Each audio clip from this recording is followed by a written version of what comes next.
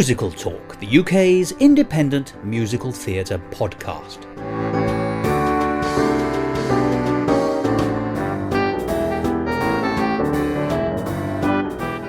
Hello and welcome to another edition of Musical Talk. I'm Thos Ribbits, famous for not appearing in so many shows like Sweeney Todd, Oliver and 70 Girl 70. In fact, I could boast about many more shows I've not been in, but those three will do for the moment. But the same cannot be said of the person I'm going to be talking to today, because, as those of you with long memories and short tempers will recall, I like nothing more than sitting down with somebody called David and talking about the shows they've seen. And it turns out that it almost doesn't matter what that David's surname is, because when it's not David Kingsmill, it's going to be David Herzog. And today, I'm delighted to say it's David Herzog.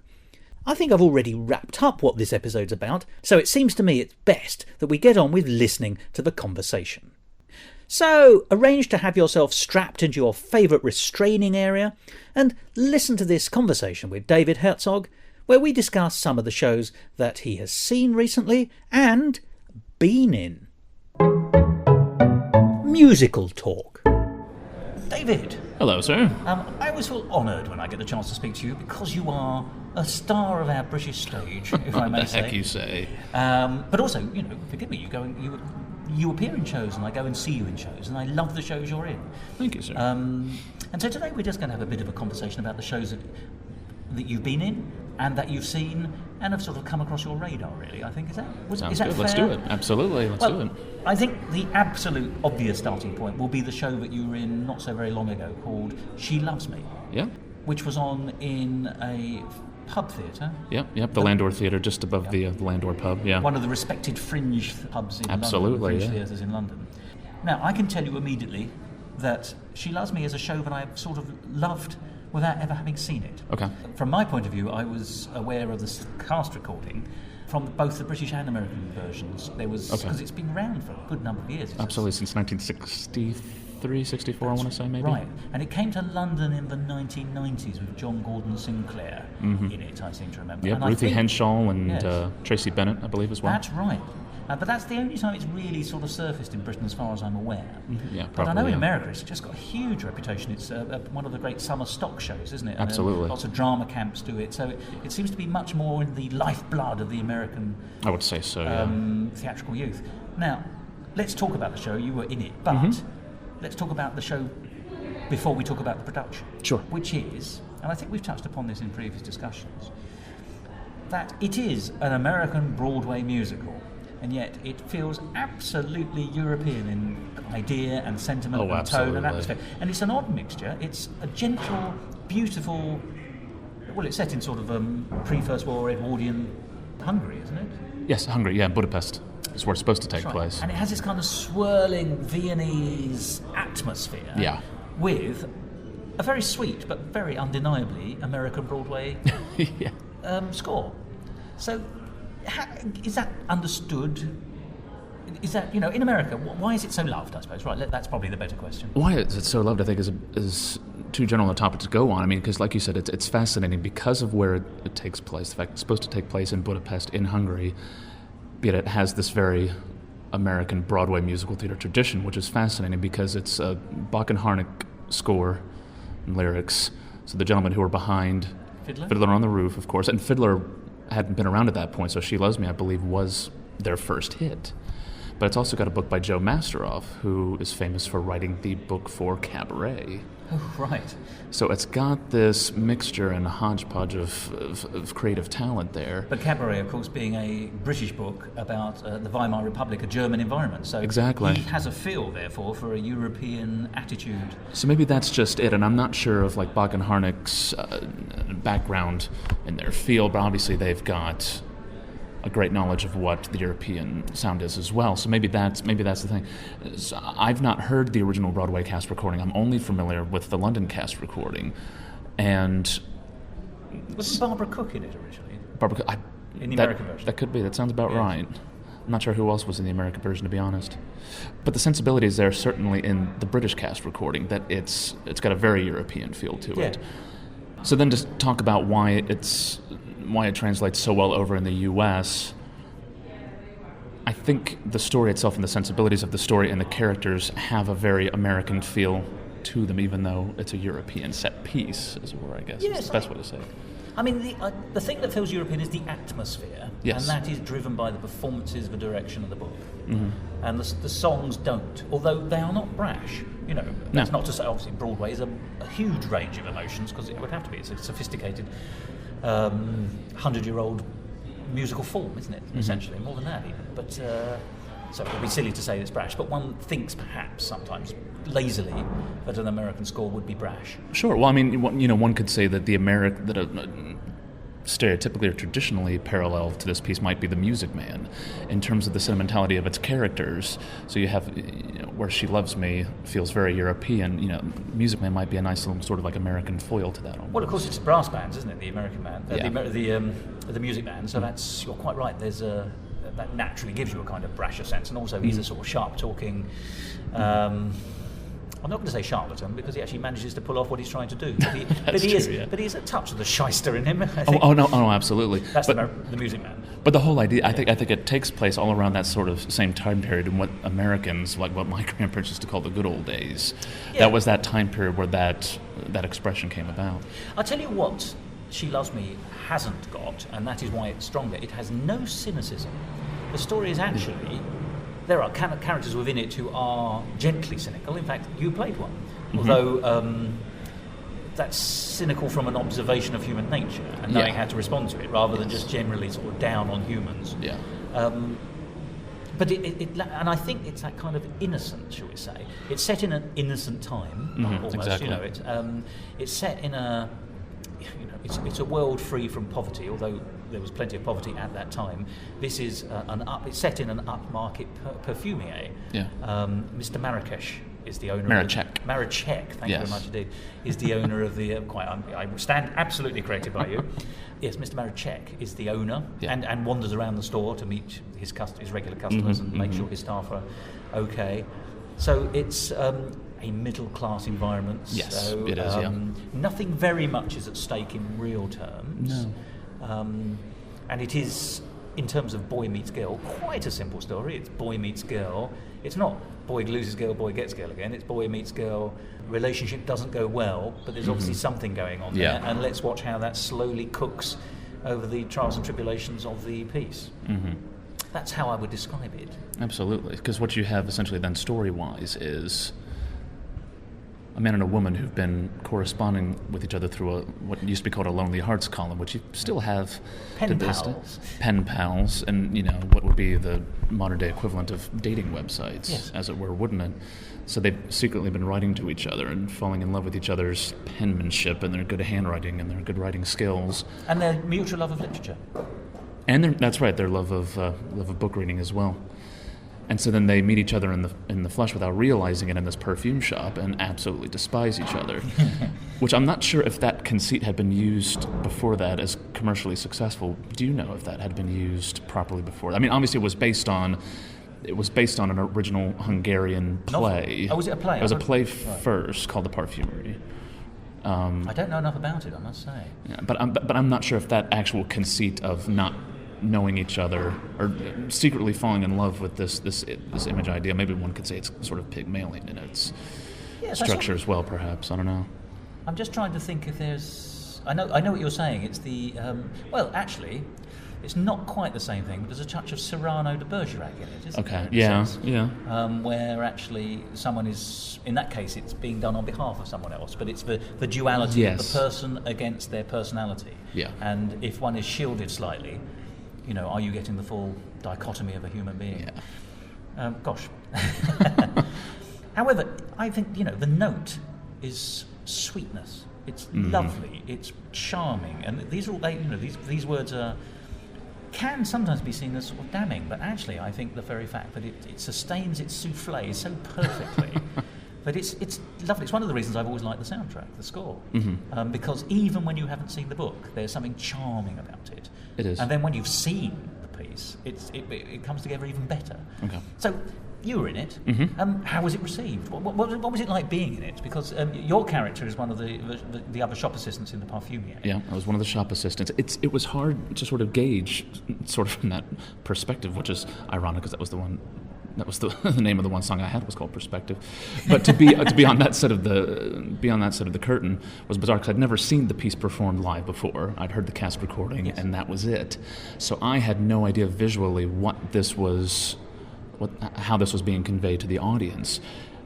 All I know is that sort of from our end, and as a good performer, sort of being in the moment and being of the circumstances, it was exactly what we were talking about before. The particular character I was playing, his simple goal was to keep his job, keep his head above water, to keep his family. Do not lose your job. Do not lose your job. As the song finishes. This is his moniker, yep.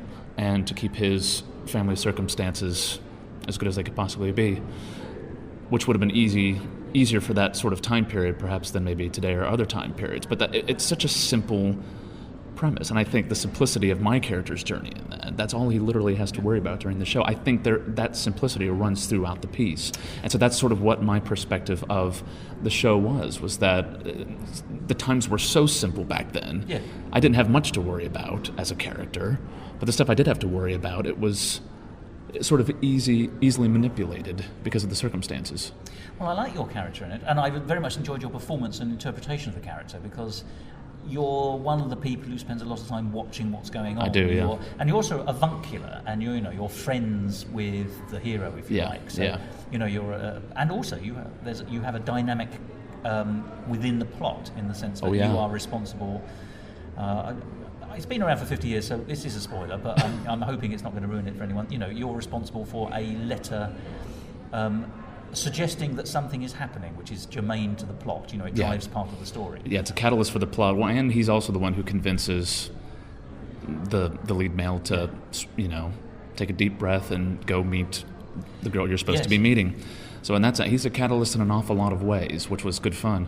But you're right, he is absolutely a character who sits and observes quite a bit, which I find quite fun as an actor. Yeah. I've had that kind of role many times. I tend to be sort of like the tall, gangly, slightly geeky best friend, which is fine because I've been in so many shows now where I get to sit and have amazing songs sung at me. In this particular piece, I got to sit and have sung at me the Trip to the Library.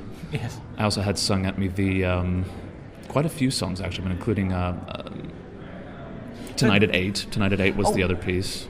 But you see, let's talk about some of the score. You do sing a song called Perspective, and it's a showstopper.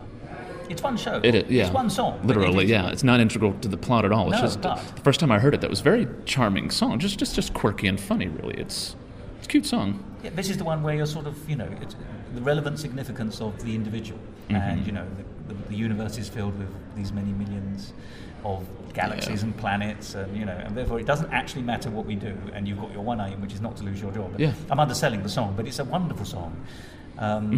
So what was that like? Because you got the night I was there, you got a good response to it.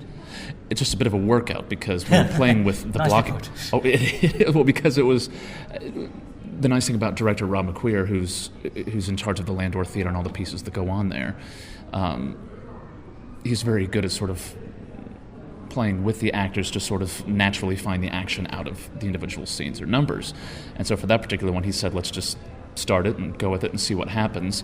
And I naturally started picking these perfume bottles out of the shelves and doing like a little diagram puppet show for the main character of George to say, okay, let's start again. Let me explain to you what's going on here, which is, this is us. We're this tiny little perfume shop in this tiny little city. This is one of many tiny little cities in this tiny little country. This is one of many tiny countries in this. And just little by little, my puppet show got grander and grander, and I was putting stuff on this tray saying, okay, this is Budapest. We're here in Hungary. I'm standing on the chair saying, this whole table right here is Europe. So by the end of that thing, I was just exhausted. I was spinning a mirror around to indicate the sun, and it went over very well. But it was always sort of this race to see if I can get to the end of the song in one breath and get on with it. Yeah. Exactly. Even just describing it now, I'm out of breath. My goodness. Well, you did actually. The audience can't see it, but you were moving your hands as though you were moving perfume bottles across a table. I was going. Muscle memory, that is. It was muscle memory. It's exactly what that was. Yeah. But I love that song. That's one of the things from the score that I like. All the songs are beautiful in their own right. Yeah. You mentioned the book song. This is where a not tremendously intelligent shop assistant basically goes to a library and bumps into a man who takes a shine to her, but they take a shine to each other through books as well. But it's clearly a relationship through that. And it's the one. The first half of the song is the bolero. Yes, that's right. If you haven't heard the score, I would recommend people go off and get a copy of it, because it's beautiful anyway. And particularly for that song, among others, And as you say, Tonight at 8 it's actually very, very fast paced. Very brisk.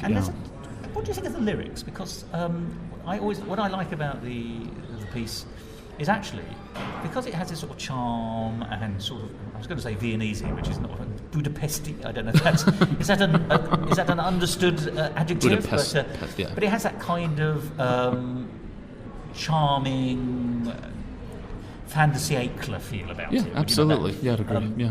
That sort of 1900 Art Nouveau sensibility, shall we say. And the music, even though it's American, is quite stringy, so there's a lushness to it, which adds to that. But actually, some of the lyrics are a bit clippity-cloppity. There's in some pieces, almost Gilbertian, actually, to go back to that kind of, not tricksy, but there's lots of consonants and you've got to get the message across, and it's actually, it's a nice complex set of lyrics. Even some of the slower numbers as well, because I was just thinking of the song, I think it's called If I Knew His Name, which is the duet that Ilona and Amalia have in the sort of back room of the shop. Some very sharp and clever, witty lyrics, and a slightly slower duet between the two of them as well. So yeah, you're absolutely right. But there's two more songs I particularly want to mention. There's Where's My Other Shoe? Yeah. Which is Great when piece. Our hero meets the heroine at her home. But at that stage, they're still not really friends. And we're still towards the beginning of the second act, so this is quite a ways into the piece as well. And she's not well, so it seems to be affecting her stability a bit. So she's having this kind of breakdown. She thinks he's spying on her, and that she's got to get back to the shop. She's clearly unable to do that because she's having some kind of breakdown. But it's a lovely manic piece. Yeah. Where's my other shoe? That's a rotten thing to do. If I was a shoe, where would I be? All that kind of stuff. It's almost childlike in its kind of absolutely derangement, but it really comes across, and I think it's a marvelous sort of showpiece. It is. Yeah. But it's a duet because our hero is sort of trying to calm her down, and and he's beginning to appreciate her, even though he can't necessarily admit it to himself. But the song I really want to at least flag up, because actually I think one day I'm going to do an episode dedicated entirely to this one song alone. It is 12 Days to Christmas. Oh, is it that piece? Not the 12 Days of Christmas, 12 Days to Christmas. To Christmas, yeah. 12 Days to Christmas is a phenomenally clever, well-written song.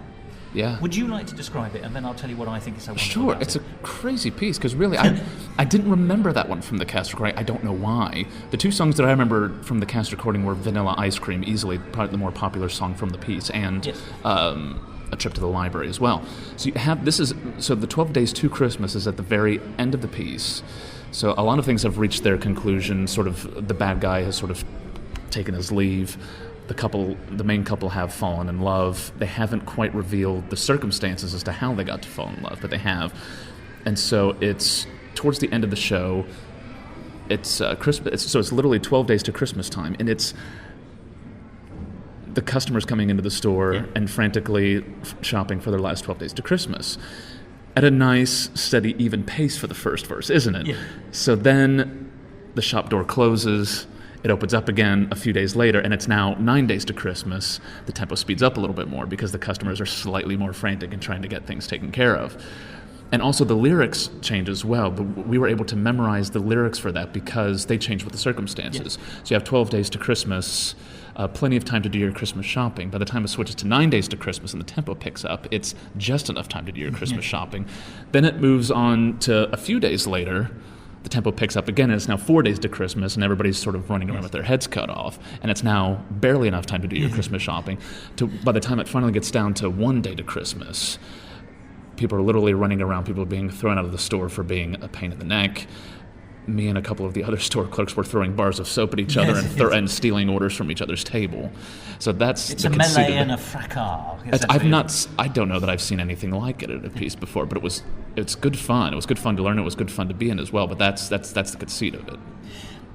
And that's a very nice description of it. And because I won't go into it in too much detail because I think I will at some stage, because I think I counted in my leisure on the way home something like 9 or 10 different conceits working together to make this song, because in between each of the days which are happening, and you're not just identifying what day it is and then through the tempo identifying the fever pitch of the environment, you're also making observations on the kind of customers. The ones who come in for 12 days of Christmas are, we've got plenty of time, and later on we've got just enough time. We're organised people, we use our time almost to perfection. And there's people, we live on the cusp, sometimes we're on time, sometimes we're not, and then we're rubbish. But you, the shop people, are spotting that about, you're observing your customers, so psychologically making sketches of your own clientele.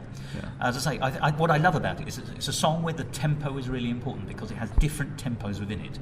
But there's a kind of sort of bit at the end of each day when you move to the sort of the jingle, which is the shop, thank you, please come again. You have that at the end of every day, and it's also got I have to say, that kind of insincere thing that you sometimes get in shops, because you've got a mantra, which is please come again, which is not necessarily therefore from the heart, because it's a learnt statement. But of course, that's been playing all the way through, so thematically it links with the rest of the score, because that's right in from the beginning. So you've got sort of themes that have already been there. You've got the tempo changes, you've got the characteristics, you've got the stage production elements, and that's just a few. As I say, what I'm going to do is, at some stage, I'll just do I think I'll do a musical talk mini. You could, and I'll do 1 minute on each of the aspects, which I think represents. So but the thing is, it's marvellous, it's deceptive. It's also a very odd song to be drawing the show to an end with. It is. Because it's not a standard 11th, it's not an 11 o'clock number. No. It is for the shoppers, but it isn't for the... right, it is for, but it's a great ensemble number for them, It's also, it's not just about the movement of, it's not just about the time left, it is also about the movement of time over those 12 days when the relationship... That's true, because, sort of interlaced with the doors opening and closing to mark the days. It's also, George and Amalia, the two leads, you sort of understand from the dialogue that they have to separate those bits, that they progress a little bit further. Like the first one, he says, would you like to take the bus home together? And the next one, I think, is like, would you like to have coffee with me today or something like that? And it progresses, that's exactly what it is, So there's this, it's doing that marvellous thing of telling a story. Over the course of 3 or 4 minutes, you're telling the story of 12 days and a relationship developing in the context of people going mad to get their shopping and la la la. I think it's a lovely song, and I can absolutely see why you would put it at the end of the act. It's not a typical ending, but it works. But it absolutely works, and it's so much cleverer than it at first appears. It's also one of the great Christmas numbers which is never featured in any kind of Christmas compilation. That's I true. suppose it isn't. It's not like a carol. It's not like a pop song, but it is a song about Christmas. It's a tremendously witty and clever and wonderful song about Christmas, and yet you can buy all the Ella Fitzgerald and Frank Sinatra Christmas albums. Bob Dylan, if you're a bit more modern, only a bit more modern. Course. But you won't find 12 Days to Christmas on any of those recordings, and it's a great pity. Yeah, well, even in Broadway compilations, because there's plenty of Broadway songs that are, Haul Out the Holly from Mame and things like that, but you won't, and you're right, and I was not familiar with that piece at all until, even like I said, after hearing the cast recording, it wasn't one that had stuck with me. Don't ask me why. Maybe I never got to that in the cast recording. You'd think I would remember it, wouldn't you? Actually, there's one more song I will just briefly touch on, and that's the one where it's one of the female characters is singing about why can't she ever... she gets lots of men, but she can't trust them. They're all untrustworthy, I must be cousin to a cat, I think is the one. Oh, yeah, some good lyrics in there. It's called I Resolve is the name of the piece, I believe. You're quite right. But there's something in the orchestration of that which has turmoil written in it. You can hear her frustration with herself and her environment. Brilliantly written in musical, So once again, it's a cleverly constructed piece because the orchestrations match the emotional needs of the characters, which isn't always the case. Sometimes you can have a beautiful orchestration, but it isn't really serving the song except to give it a bed. But these, I think, serve the characters that the songs are playing. So I've got a lot of respect and a lot of time for She Loves Me. Okay, I would agree with that, especially in that particular piece. You're right, I think musically it does serve the character very well. It's just sort of playing it in my head. Rhythmically as well, you're right, it's almost, it really sort of picks up on the frustration that she's feeling, and it comes out very, very naturally in her mood, doesn't it? You can almost sort of hear the sort of, in my head, there's a kind of sort of, you can hear, it's like she's rolling on a violin. That's a very bad way of describing it, but sort of there is a feline quality to it, actually, which also adds to the tension within the piece, and that comes across from the violin, in my view. Sure. Anyway, there we are. Well, we discussed the score, we discussed the piece, so we'll move on in a minute. But what was it like being in She Loves Me? Was it? I mean, that particular production, it was absolutely wonderful. It's one of the tightest casts I've ever been with. As a matter By of fact, which you mean everyone worked together really well, rather than the fact you're all drunk? Exactly. Yes, exactly. Yeah. Well, a little from column A, a little from column B. It was great. That we got along very, very well. We worked together wonderfully. There's always varying degrees of professionalism in every show that I've discovered at being in musical theater. You know, I have my sort of pros and cons as to how I deal with things or how I like people around me to deal with things. But essentially, I've never worked with a tighter cast. It's a bit of a cliche thing to say, but I don't often get to say it personally. I don't know why. Maybe it's because this is the first particular production I've worked on in a while that ran for a good chunk of time as well. Most fringe shows tend to run about a month or so, which is a good amount of time to get to know a group and to work with them. So from that standpoint, it was very good fun. As a matter of fact, there's an app on smartphones right now called WhatsApp, and we started that to sort of keep in touch with each other and say, hey, does anybody remember what our call time is for today? Be like, oh yeah, let's do that, and make sure you call this guy to unlock the door for us at that time. Be like, okay, cool, thanks for the help, and that kind of thing. But then after a while, it became a thing of we pestered each other every day saying, hey, who's looking forward to press night? Who's looking forward to this and that? And still to this day, we send each other messages every day saying... You're still linked? Still, oh, absolutely, and saying, oh, hey, I got an audition for this Friday. Anybody want to help me pick out some music? Even things like that. And break a leg, good luck. It's like, I'm going on vacation to America for a few weeks, guys. We'll see you later. And sending each other pictures and things like that. So that's how tight that group was. We're still in touch to this day as a group and still in communication with each other. Oh, that's nice, because in a recent conversation I had, in fact, it was about The Baker's Wife. Yes. I was talking to some very lovely actors and actresses, and they, one said quite categorically, one of the saddest things for them will be when the show finishes, because you form a little community and then you move on to the next community. Yeah. So it's nice if you are able to sort of bring something with you. Oh, absolutely, yeah. That group sounded very tight as well. But yeah, so from that perspective, it was great. And I keep using the word perspective. It's so ironic, isn't it? Yeah. So aside from how we got along very, very well as a cast, it was also a great company to work for. The Landor Theater was absolutely wonderful. Ron McQueer, who directed the piece and who heads up all the most of the productions that go on there. Lovely chap, does a brilliant job with the pieces there. And then being in the actual piece itself was very effortless, especially because of David Shields, who was the set designer on the piece. Designed a gorgeous set that was it was very natural to just sort of stand there during the scenes and feel like you were in the perfumery, or the parfumery, however you pronounce it. They did have that Art Nouveau feel to it as well. Which absolutely. There were sort of movable perfume counters, which had this kind of sort of, I want to call horn-rimmed edges, just to describe them. They look a little bit like horn-rimmed spectacles, but of course they did. But smooth and in the Art Nouveau term fantasy sort of sensibility. Oh, absolutely. And I always say it's got to be a nightmare to design for that space, because it's a tiny space. It's a versatile space, and it does make things nice and intimate, which is great, which is often what you want from musical theater.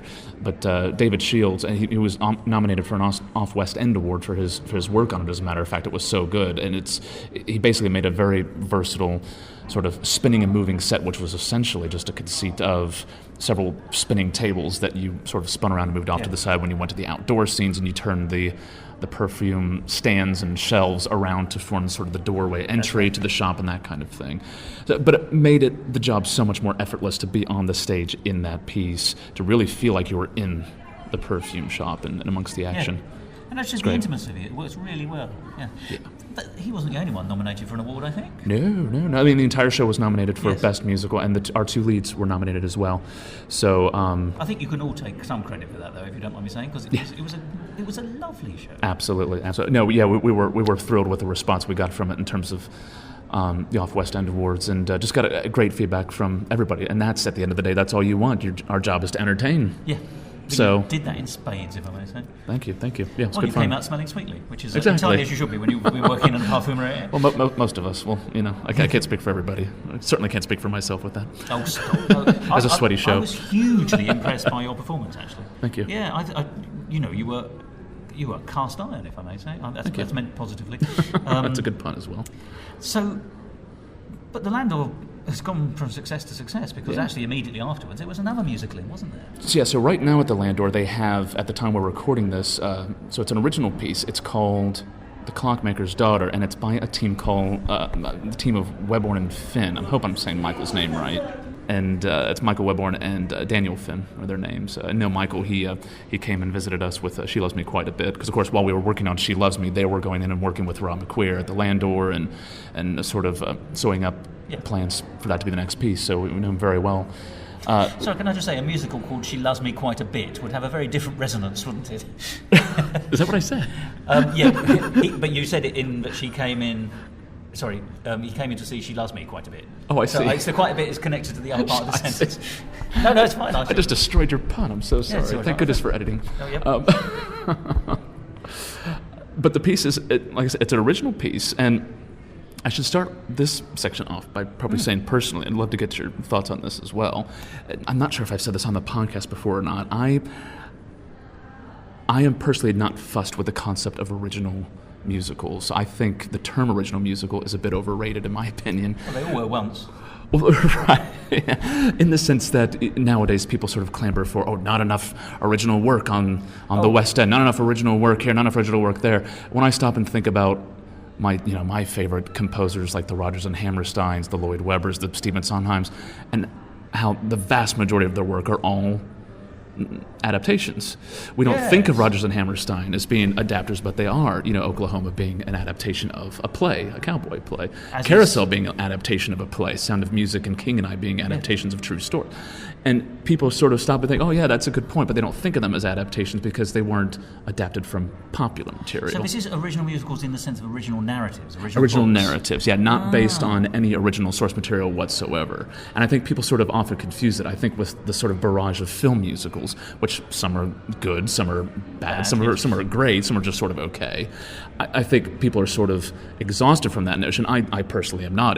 I'm always one to sort of wait and see, what's the show going to be like? Is it going to be another Legally Blonde or another Hairspray, where it's going to either match the quality of the film or even surpass it in some ways? Or not. That's sometimes can be the case. A very interesting point there. I don't think I disagree with you. I don't think there's anything wrong with an original musical, as long as the original musical has something worth saying. Exactly. Original is not enough on its own. Yes. I mean, any one of us could string together 3 or 4 words that might sound like they were a plot, but would fall apart on the first inspection. And indeed, in Edinburgh, I've seen many shows that have fallen on the first inspection, which have been original musicals. Mm-hmm. Sometimes a new show feels altogether too much like the piece that the writing partnership, if there is one, was doing for their university course or degree, And actually, just because it has been written doesn't mean it should be performed. But exactly, and that's why I say I think the term is overrated, not necessarily about if it's, again, I give a show its due praise based on whether it's actually a good piece or not. It doesn't matter to me whether it's original or adapted. And so that's why I think everybody's saying, how exciting, it's an original piece. It's like, it's... I'll count my blessings once I've actually seen the show. And I have to say, this particular piece, The Clockmaker's Daughter, absolutely paid off. Oh, it really does? Every bit of the way, yeah. It strikes the right note. It literally does. Yes, it absolutely does. So what the piece is... Chimes of the public. Do you see what I'm doing here? Are you going on a pun run, Foss? I might be, absolutely. Let's not. We only have so much time today. I did not mean to do that. My seconds will attend on you in the morning. Gosh. Oh, somebody stop us. So the piece essentially is about... Or I'll clock you one, sorry. No, I will now stop. Carry on. What is the piece about? I'd say it sort of takes place, sort of maybe pre-industrial revolution, in a small village. I don't know whether the idea is it's supposed to sort of take place in Ireland or Scotland. Certainly a British, Irish... Yes. Pre-industrial revolution village, so it definitely has that feel about it, almost like a small Brigadoon type village, if I may use that reference, only actually produced by a British composing team for a change. But it's not set in a city, and that's the important point. Exactly, yeah. So it's set in a very, very small village in an agrarian environment. Essentially, it's fields and farming. That's the principal culture, and a tight-knit community as well, and maybe not so. As you say, pre-industrial impact. Yeah, exactly. So you got that setting, and you have one of the main male characters who is the clockmaker, who has lost his wife, and these are not spoilers, these are all yes. plot points that happen at the very beginning of the story. He's lost his wife and has essentially created a female in her image that is made of clockwork, and he has succeeded in bringing this creation to life. This is Pygmalion. Again, we're going back to Pygmalion again. That's twice we've referenced Bernard Shaw in this interview. So then the whole piece sort of becomes, how does this female character, who's played wonderfully by the lead actress, how she molds herself into her surroundings in the outside world. Of course, the clockmaker doesn't want her to adapt to the outside world. He wants to sort of keep her in the house with sentient. him. Yes. So she's not just a clockwork mannequin. She's actually, for all intents and purposes, a mechanical human who has absolutely fine, jolly. Thoughts, emotions, and it's intelligence. And for somebody, for being as complicated as it automatically sounds, it's very well thought out and very intricate in the way that it's written story-wise, which I found very impressive. In the sense that you actually see the character progress in terms of her thought patterns, in terms of it's very basic, how she learns speech, how she learns to identify objects in her surroundings, how she could point to something on the wall and say, that's a clock. And then by the next scenes, how it snowballs, and she's connecting a bit more with the clockmaker and connected with him on an emotional level. And you can actually see these steps in progression, which I find very impressive in the book writing. I'm not sure which of that pair of Weber and Finn actually wrote the book. It might have been a collaborative on their part. Very clever, though, and I was very impressed by it. It's almost like Frankenstein's monster surviving. You know, what would have happened? Right. And it has sort of some of those macabre elements to it as well, I thought, sort of brilliantly written in. And well, it does sound a bit, funnily enough, it does sound a bit Byron and Shelley, you know, it does sound... Yeah. Oh, absolutely. Also in that time zone, to a degree. Not quite. Pretty close. Yeah. And in terms of the design, again, by David Shield, who was also nominated for an Off West End for this, it should be said. Brilliant set. You get that with his design as well. You get that sort of motif. So we're essentially talking early Gothic novel, essentially, aren't we? You know, possibly more like Horace Walpole and the Castle of Otranto and all that kind of stuff. It is, and it has elements of that, and I was talking with our esteemed colleague, Mr. Nick Hudson, about it the other day, and he said, how like Jules Verne is it? I said, as a matter of fact, in terms of its design and some of its intricacies, it feels more like a modern Jules Verne novel than anything else, and I thought that was a really good way to describe it. So in a strange sense, that's taking us to the concept of steampunk. Yeah, steampunk. That's exactly what Nick had said. I don't think I'd heard that expression before either, and that's exactly what he had said. So I totally agree with that. So that's sort of what you have visually. I'm loving all these resonances. I mean, each and everything we've touched upon there, from Shelley to steampunk, is all... Yeah, I think it's all there. It really is. And that's what I appreciated, because for me going into the piece, I was interested in the folk elements of it. I love folk music, especially folk music from the British Isles and from Ireland especially. Celtic and Celtic, yes. Exactly, yeah. Both, of course. And all of that is there as well. All of these elements tie in very well to the piece, which hit it perfectly for me. Everything that I expected the piece to have in terms of those themes and motifs were all written very nicely. And it is definitely a sort of a British folk feel, you're saying? I think so, yeah, but also with a very musical theatre feel as well. And again, does it have strong... Because, forgive me, what does strong musical theatre feel mean in this sense? Are we saying sophistication of lyrics? Are we saying strong melodies supported by the folk music? Just give me your definitions a bit. Lyrically, yes, but in terms musically, it's hard to sort of put it. It has that musical theater style of music writing in it, but with the infusion of folk music, the naturalization of folk music, the instruments and the orchestration of folk music. That's the only way I can really describe it. I can't describe in musical terms what I think of musical theaters, but certainly like that traditional musical theater sound, you can also see that infused in it as well, if that makes sense. Yeah. You can certainly see its roots, as it were. Yeah, and I think, and again, to throw in a second mention of another thing is what Lerner and Lowe were trying to do with Brigadoon. Yes. They're trying to do the same thing, but I think Weber and Finn have actually done it better for this in terms of having a better blend of folk and musical theater in one piece, whereas I feel like Brigadoon was more of a musical theater sound than a traditional Scottish folk sound. Lord, yes, absolutely. I mean, it's understandably so. It's Chocolate Box Scotland. That's it is. Absolutely, yeah. Always was. Always meant to be. Grandma's jigsaw. That's what that is. So. yeah. Perfectly lovely, perfectly charming. Yeah. It's interesting then that they are in a way sort of raiding the Lerner and Low Box, aren't they? Because because we mentioned Pygmalion and Brigadoon. So that's true. Yeah, never thought of that. Good. Well, but it doesn't sound like a new low. It sounds like a new high. The pun run continues, folks. It does. It's just a wind up. Oh Lord, we love it. So that's the initial sort of plot elements of the piece, and then it goes on to the bigger picture of when she does finally take her steps into the real world. How is the real world going to treat her? Yes. How is it going to turn out? And so that's what the piece is about. And I have to say, some very good payoffs at the end. I thought some very clever writing, because I think as an audience member at the theater, I look for a couple of things on purpose, acting styles, that kind of thing.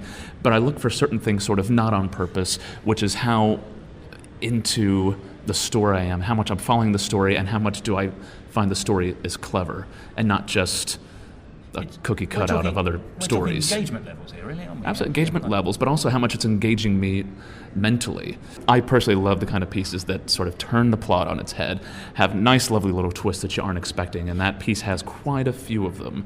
Although one that I actually mistook, and so I'd actually be interested to see what other people who've seen the piece, what they thought. The piece starts out with the clockmaker's daughter, which she's eventually called. He's made this woman in the image of his wife, but he actually finds that he's more of a father figure to her than a husband, so that's why she's called the clockmaker's daughter eventually.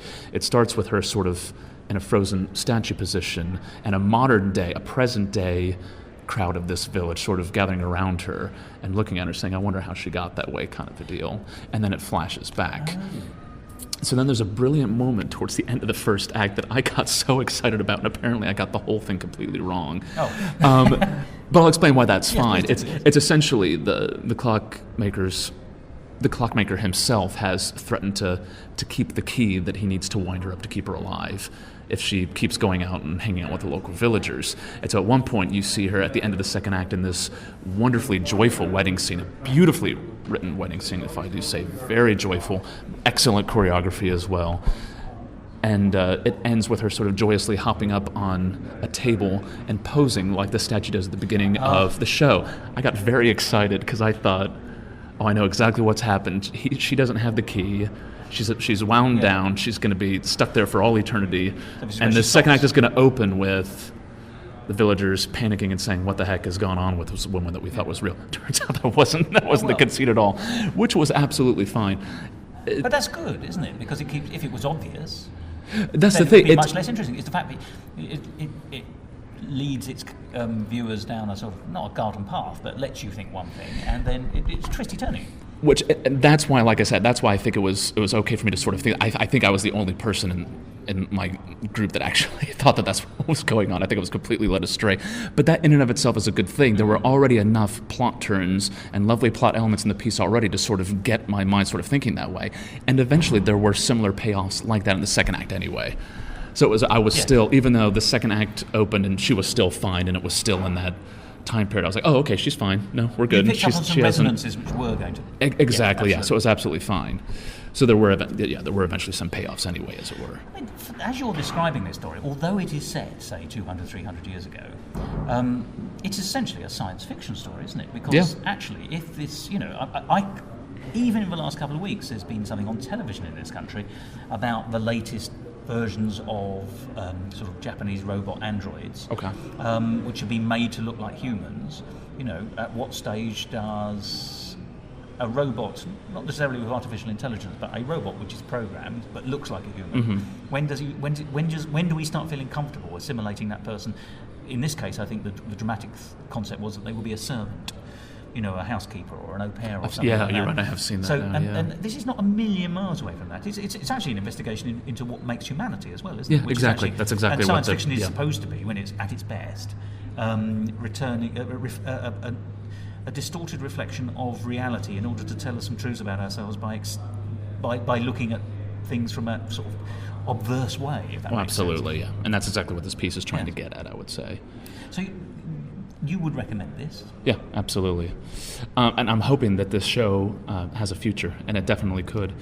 It felt obviously confined by the space, because as we've said many times, the Landor is a lovely, intimate space, and it served the show very well, but you could feel this show sort of bursting as it seems to try to go out and do something a bit bigger. But still for what little space they had, it was absolutely wonderfully used with the choreography, with the blocking. Everything was absolutely tremendous. I'm just getting, it's odd how the mind works, but there's a very tiny little resonance, or a tangent might be a slightly better way of putting it, with Johnny Mercer, one of the great American lyricists. He recorded one single album with Bobby Darin, one of the great American singers of the 1950s and 60s. Yeah. And it's called Two of a Kind, which was a song I think they wrote for the show, for the album together, and it's Billy May is doing the orchestrations. I'll be danged. I'm not familiar with this album. Shame on me. It's a fantastic album, and they're such good company, and it comes across. You can tell they're really enjoying it. Two great guys as well. Yeah. I'm surprised I haven't heard of it. It's an album well worth finding if you can, or finding on online as well. So it's called Two of a Kind, Johnny Mercer and Bobby Darin, and they sing a large number of old songs on it as well as other things, and one of them is. Well, it's an old musical number, It's Why don't you sing it for us, Stas? There's one of the verses which I think Johnny Mercer has added. It may be one of the original ones, but it's actually about a clockmaker's daughter. Oh, no kidding! It's, who makes time with the clockmaker's daughter while the clockmaker's busy making time? Well, I wonder if that's probably based on a poem then or something. I wonder if that could have been the inspiration for this piece. It's possible, although I say the song itself is an old sort of vaudeville number from way back. Basically it's a pun-based thing. So there were lots of others. My problem is I can't remember any of them now. Of course, that's the only one that's come to mind. Okay. I didn't know this song existed though. I can't remember the details, but as I say, there's lots of verses which is who's doing a pun based on the profession of the father with that profession's daughter, whilst the father is off doing what he does. Yeah. It's a rather clumsy way of describing it, but you get the idea. The Clockmaker's Daughter is certainly featured in a song by Johnny Mercer. I'll be danged, I did not know that. But you've seen several other things recently, not least, actually, someone who may not be thought of as a great musical star, but actually is, and that's the great Jim Dale. Yeah. Best known in this country as one of our sons who went to live in America. He was, yeah. Huge in the Carry On films, pop star before that. But of course, he was in several musicals. The Card is one, but the one he's most known for is Barnum, of course. Definitely. And that really sort of cemented him in America. But he's back in Britain in a one-man show, I think, called Still Carrying On. Oh, yeah, it's called Just Jim Dale, and then the tagline is, Still Carrying On, which is quite clever. But you went to see that. Yeah, sure did. And you were rather impressed, I think. I was, I didn't know what to expect. What I know him from in the U.S., and certainly what I think my generation in the U.S. would know him from, is I grew up with him in a Disney film called Pete's Dragon, which he touches on in this one-man show, where he plays the villain. Pete's Dragon was a very, very good live-action musical that Disney did back in the 70s, almost, maybe the early 80s? My head says 78, 79. That might almost be exactly right, And so he played the villain in that. Great cast. It was him and Mickey Rooney and Shelley Winters and a cartoon dragon that only this little boy can see. And he's the only one out of those four who doesn't have a pot belly, but there we are. True story. Great little film. I'm not sure how many of British audience listening to this know Pete's Dragon. That's a very good film with some very good music in it. I'm not sure if it was a Sherman Brothers collaboration at that point. That I don't know, but I remember the film came out in the late 70s.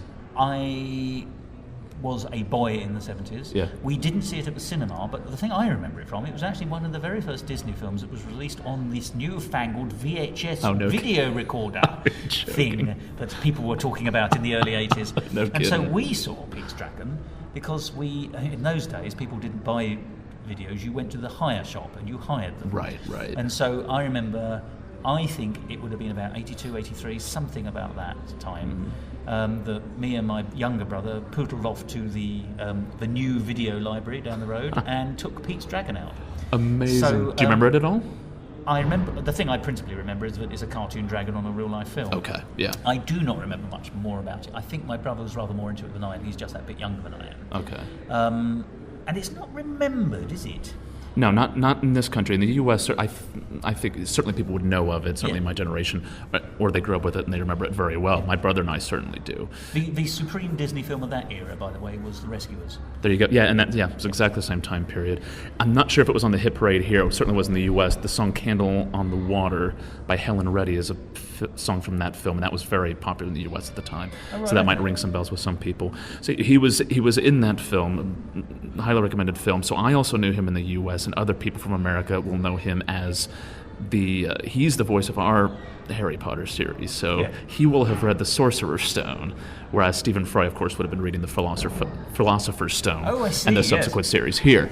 So I'm not sure why they did it that way. Probably because Stephen Fry would be too exhausted from reading the series through twice just to get the American references in. I'm guessing that's why they did it. There's enough changes in the American series that they wanted just another person to re-record the whole thing. And so Jim Dale was our audiobooks for Harry Potter. And of course, if you're Broadway aficionados, then you know that, like you were saying, he created the role of Barnum on Broadway, which is an amazing musical. Yeah, great piece. And of course, that was Michael Crawford here. That's right. That's West End. So that's what I know him from in the U.S. So I got tickets to go and see his one-man show, which is currently going on at the Vaudeville Theatre here in London. Not knowing what to expect, I'm a big fan of one-person shows. Know an awful lot about them, so I didn't know if this. I assumed this was going to be autobiographical with some music in it, and that is essentially what you got. And I'm not sure who wrote the script for this, whether it was, I'm guessing it would have been him in a sort of collaborative effort with somebody else who was helping him do it, Someone I reckon. may have dramaturged it into, because, Exactly, yeah. So he's essentially telling his life story about his roots in music hall, which I did not know he was a music part of. Hall, let's just clarify. Music hall, in my accent you might be confusing. Well, no, it's just I think the timings are surprising here. If, he started turning up in the Carry On films in the he joined the range not right at the absolute beginning, but he arrived in the early 60s, and he was a pop star in this country in the 60s. And the famous story is that music hall died when Max Miller died in 1965. But vaudeville, the music halls were closing down in the 50s and 60s and being demolished and turned into bingo halls or whatever it was. I know this because I interviewed a splendid man who was the banjo player with the Temperance Seven, who were part of the trad jazz range that took place in the late 50s, early 60s. But they were also a comedy jazz band, or at least they added comedy to their routines. And they did a national tour of sort of closing down the music halls in the 60s, mid-60s, because they sort of did a sort of variety bill with other people, and then the buildings would close and be demolished. Very great sadness. But so yes, music hall was essentially dead. So he must have been a child performer, I'd have thought, on the music hall, or the absolute last days of the variety theatres. You sort of get that impression that he was very young, like at the oldest, like a teenager is the kind of deal. But so he would essentially go through these plot points of his own life, as it were, and he would recreate some of the moments. He recreated his audition where he tripped over the stage curtain and fell flat on his face for his audition for this music hall production that was going on, and then how he eventually got the job, and the director said, keep the fall in. That had us all, splitting our sides. Yeah, absolutely. And he recreated some of his songs from that moment as well. Oh, did he? And so he was singing songs live on the... He was. So it was an absolute full-length musical in that sense. And then he would go from that into, like you said, his pop career as well, and then into the Carry On films, where he showed some lovely clips just to remind us all what that was like. And for all of the musical moments in his life, he would either recreate a moment or he would sing one of his favorite songs that reflected that moment in his life. So then he went from Carry On films to some of his other film work in the 60s, touched on Pete's Dragon and stuff like that. Had a whole bit where he recreated doing the audiobooks for Harry Potter, which was a stitch. Then recreated some of his favorite scenes from a Noel Coward piece as well. But recreated all of these moments for the audience, which was very touching and very charming. You would sometimes when you hear of a one-person show which is self-written, autobiographical, you have no idea where it's going to land on the meter of self-indulgence. Yes. And certainly there was some cheekiness to it, but it was also very charming and very clever the way it was put together. Well, Jim Dale is a remarkable man, because he's no longer a young man, because we've been talking about his career already. But he's one of those performers who I think has retained boyishness. in all the good aspects of what boyishness is. There is a cheek to him. There is a twinkle in his eye. There's a nimbleness and a limberness about him, and you can just see as an old man, he's quite spare in his build. He's still, he's not pot-bellied even now after Pete's Dragon. So, there's something eternally youthful about this now venerable old man.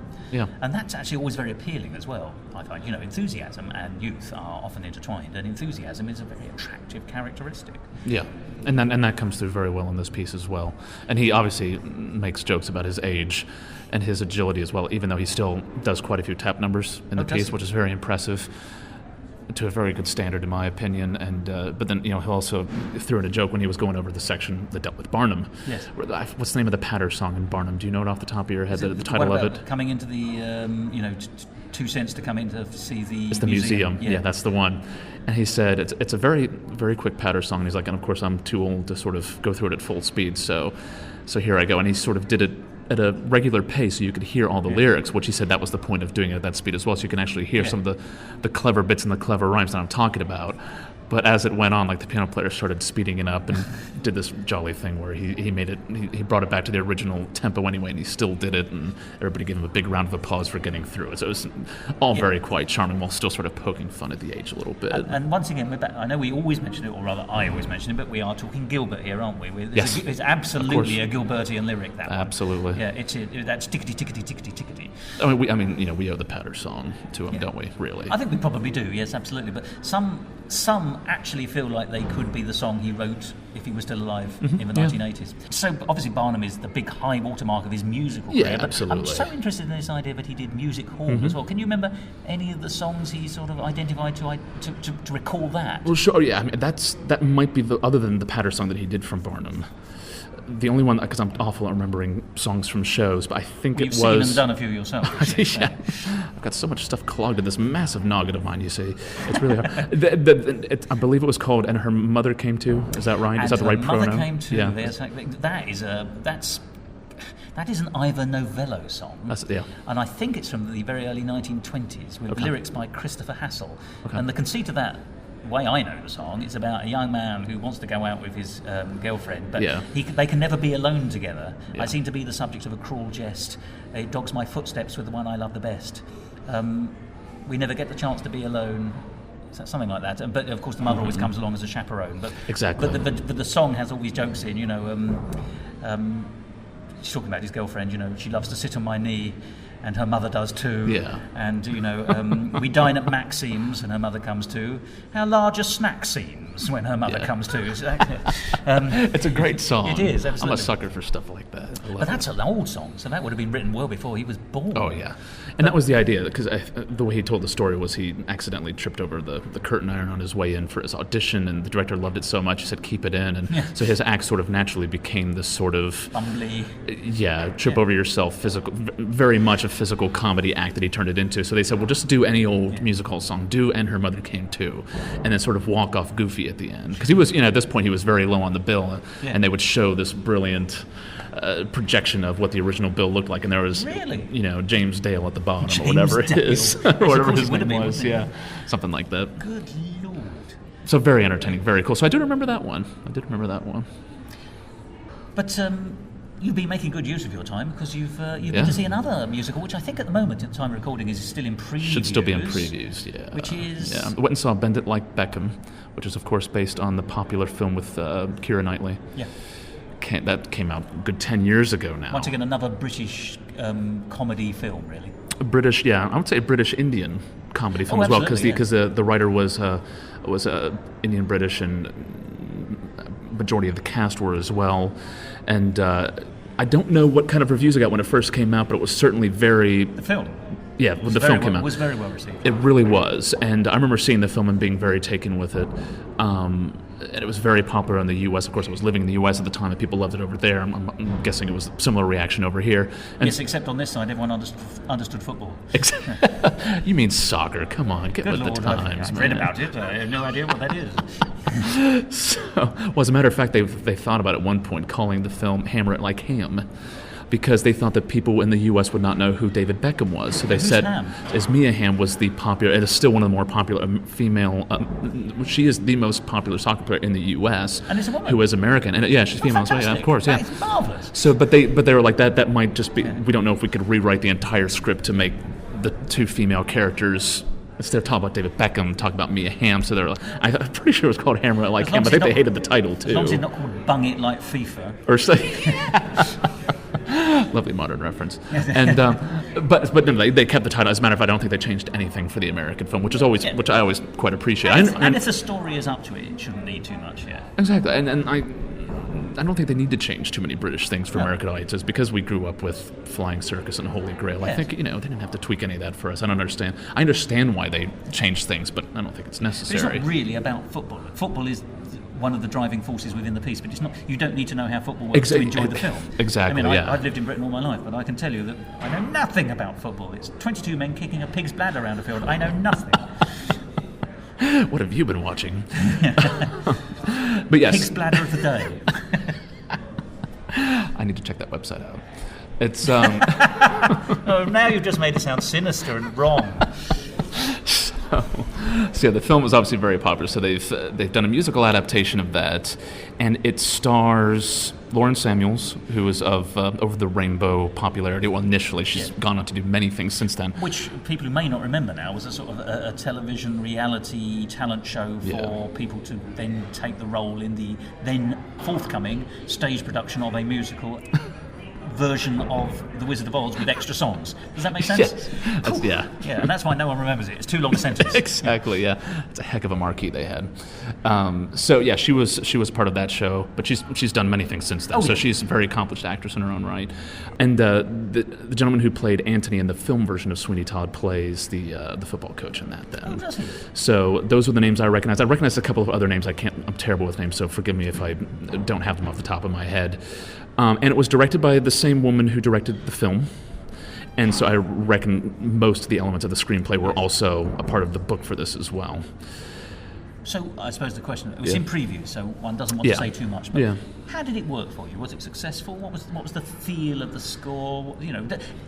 Let's ask the big question first. Not all good things should become musicals. Right. Does this have the right to become a musical?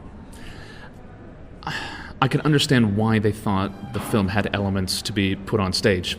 It's got a lovely, universal messages of perseverance, of family tribulations, things that we all go through, hard work, and then you add into that the sporting element of it, which you don't often have in musical theater. No, you don't. It's starting. I mean, it has been there for a while, and it's becoming more popular in the U.S. at the moment. Certainly on Broadway, it is with non-musical work. Sport is becoming very theatricalized at the moment. So with that element and also the Indian culture of it, which is also becoming very popular, has been becoming very popular. Isn't it? Yes. It is, yeah. But so with those elements in it, you have those lovely twists to sort of make it something a bit different. And those elements were the two that worked for me for the piece. Oh, really? But in general, there's so many elements that go into making a new piece of musical theater. It's the script, it's the score, it's the performers, it's the direction, it's the design. If one of those elements falls short too much, that can really sour a whole production very quickly. And I say that, unfortunately, that's just the way musical theater mind works, in my opinion. Yeah. Musical theater, I think, is a bit unforgiving in that sense. If one element falls apart, they sort of blame the whole production and say it's a bad show, which I tend not to do that. Yes. It is. That's why. To be fair, the same could be said of film. They often say that an actor's favorite line to say is, "My best work was left on the cutting room floor." You go in and do all this work, and it all boils down to the editing and the direction and all these other elements. But if they take a look at your one line and say, "Oh, that was terrible," then they blame you for the whole downfall of a whole film. So I guess you could say the same for that, but I think it's especially true in musical theater, that idea. So I'm not sure what elements of it I had issues with. There were certainly a lot of elements with it that I liked, but ultimately I think the show unfortunately fell a bit flat for me. So what we're saying at the moment is that it hasn't yet gelled, but that's, and that could be part of the problem as well. And that's the point you're making, though, isn't it? That actually, because it's such a balancing act, you've got so many plates spinning on their poles. You really do. Yeah. But actually, that's what preview is for: is to see how it works, and then if something is misfiring or just not doing what it ought to do, then you've still got a chance to repair it. So I think we want to, you were very clear before we even started recording, you're very not wanting to be negative, and that's absolutely right. We're not here to knock anything. It's interesting that you've seen it, and it's in previews, so that, a lot of things do get ironed out, and so hopefully the show will go on to become a great success. What was the thing that was the best thing about it? What, when you came out and you think, ooh. Well, before sort of going into like some like the real technical aspects of it and the ins and outs of it, for those of you who don't know what the piece is about, it's essentially about British Indian. Is that the correct term? Anglo-Indian, British Indian, yes. Because we use terms like that in the US. We don't use it very often, but I think it helps to culturally explain what's going on, so that's fine. Yeah, and that's the conjunction we use in the US: Irish American, Italian American, African American, all that. That's just easier for me to say. So you have this British Indian character. Her name is Jess Minder. It's called Jess for short. Comes from a very strict Indian family who live in sort of the west part of London, and she's an excellent football player. I'm going to say football just for our listeners' souls and ears, and for their hearts as well. Extremely good at the sport. She's got a best friend who she meets this girl who eventually becomes her best friend, who gets her on the local women's team. Right. You get the feeling they're sort of like semi-professionals of an excellent standard. And she has this young male coach who also takes a shine to her in more ways than one, as you find out throughout the piece. And essentially the show becomes about how she is tackling with her family traditions and the sort of modern way of life that she has found herself getting into. And I say modern in the sense that the football is going to lead to bigger things for her, not just a normal life as a British girl living in London. She's actually talented at it. Yeah. She's talented at it. It could rise to something much more beyond herself. And sort of some of the subplot elements are the fact that her sister is getting married, and so that adds to the tension of the fact that while her sister is going through the engagement process in that culture and going through the marriage process, there are certain things that are expected of the main character of Jess. Because she's the sister of the bride, she's expected to dress a certain way, act a certain way, and not to go and run off in a soccer kit. And but this is once again, we're back to the dichotomy of the human nature, isn't it? It's that balance between tradition and progress and culture, indigenous culture and cultural family ancestry, and in some cases gender as well. Absolutely. The thing that leaps out immediately here is, irrespective of the cultural aspects, until recently, the idea of women playing football was quite rare. Yeah. It was known, but it wasn't really thought of as being as worthwhile as male football. Yeah. Quite wrongly, and I'm pleased to say things are moving quite considerably on that at the moment. But absolutely. But that is still a consideration. So, it's not a boy from an Indian background who wants to play football, it's a girl from an Indian background. And in that sense, it might be more gender elements than anything else, because one of the things that I loved about the show so much was that the Indian culture elements of it were so completely seamless throughout. It was absolutely wonderful. And so in that sense, the cultural aspects of it really didn't jar with me as much as the gender issues of it. How interesting. Because there is a hysterical part where her best friend has a very short haircut. So this is the Lauren, this is the Lauren Samuels character, and there's a very tender moment where they sort of reconcile and gives her a big hug in one of the public squares, and some of her Indian neighbors see this and report back to Jess's parents that we've just seen your daughter hugging a strange boy. Yes. And it turns into this whole thing, and then sort of a nice, short and sweet little plot element. So I think that... gossip snowball. Yeah, so the gender elements are definitely there. So yeah, I think that's what you are dealing with for the most part, the cultural, the gender, and all that kind of stuff. So it's intriguing and interesting, and it sounds to me as though the problem... if there are any problems, the book itself is sound. I think so. Yeah, I think the book was my favorite part of it, because it was still, again, I'm not sure how much of that was still taken directly from the film, but the script still held up and was very, very clever, very witty, especially for the Indian family scenes. And I think that's especially because they, I feel like the majority of the scenes were around Jess and her family and the family home, and they got some of the better lines and the better scenes to work with. Well, David, I think we've covered the gamut. We've gone from... we really have, yeah. She Loves Me, which is, turn of the century, last century that is, we went back 200 years to The Clockmaker's Daughter, and we're now in super contemporary Britain with female football, and all points north with Jim Dale tapping his way out of the story. So, if you don't mind me saying, I do feel that, it's been a real variety show, if I may say. Well, that's the thing, there's a lot of good variety going on in... London right now. A lot of good shows to go and see, so get out there and go visit your local theatres, folks. There you are. And that was a public information film on behalf of Musicals. David, it's always wonderful to talk to you. I look forward to talking to you again. And I look forward to seeing you on stage again soon. So good luck with all your future endeavours. Thanks, Thos. Good talking to you as always, Will. Thank you. See you soon. Bye-bye.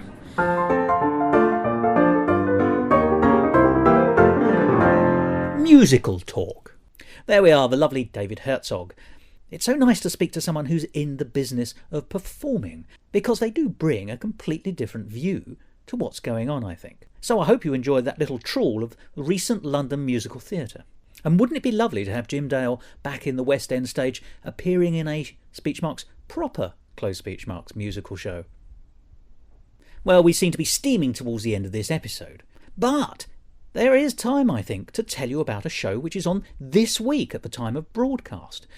It's part of the Camden Fringe, and it's a musical by old friends of this programme, Martin and Towers. Or Towers and Martin, depending on how you want to bill them. That, of course, is Grant Martin and Tom Hiron Towers, Giron, in case you're looking to look that up on the internet. And if that name's ringing a bell, but you can't quite put your finger on why, then let me just say, pick of the Edinburgh Festival Fringe a few years ago with their marvellous show, Newland. Well, as part of the Camden Fringe, they've come up with a new show called Welcome to Happy World. And it's on this week, between the 3rd and the 8th of August in the evenings at 7:30 in a venue known as the Hen and Chickens. It's a theatre pub in Highbury. The address 109 St Paul's Road, N1 2NA, if you're looking for it online or using your GPS system. It is over 18s only, interestingly, this musical, and so I was very intrigued to find out more. And I hope you will be too. So, to whet your appetite, here's what the website says. A West End cast lead this deliciously dark and dry adult comedy, taking you behind the scenes into the children's character staff room of a fictitious theme park. I like the idea of that already.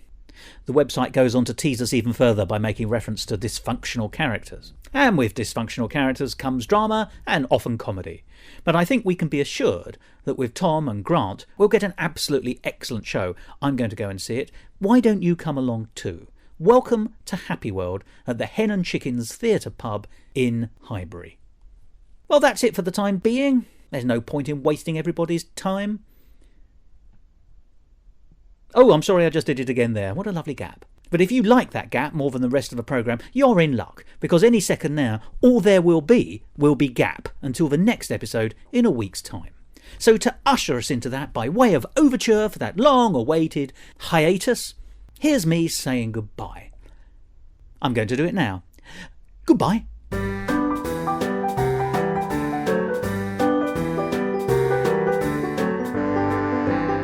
This episode of Musical Talk presented by Thos Ribbits and David Herzog and edited by Thos Ribbits. Copyright Musical Talk 2015. And why not follow us on one of those newfangled social websites that the youngsters keep talking about? Who knows if this Facebook and Twitter will catch on? But we're there, why don't you join us? And if you want to follow me on Twitter, you can, at Musical Talk Thos. Shall we wait? Yeah, I think. Performance, these things actually happen, yeah. Okay, I'm gonna... The American pronunciation of things, it's so hard. Do you have the hardest name in the world to pronounce? Oh, what's that?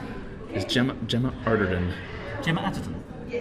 Well, she's got an R in her name, so it's easier to say in your accent. But for me, with our hard R sound, Gemma Arterton, and our T's sometimes become D's. Oh, I see. Yes. Like, oh, that's a little dog. It's not little dog. Oh, it's a little dog in my accent. Yeah, so when I say Gemma Arterton, it's really hard to say. And his name as well is Michael Webborn, or I would probably say Michael Webborn in my accent. Would you care to spell that? Webborn. Webborn, I think is how he spells it. I'd say, probably. Yeah. Webborn. But yes, I can hear, but it gives... It's an American's nightmare of a name to say. Yes, I'm so sorry.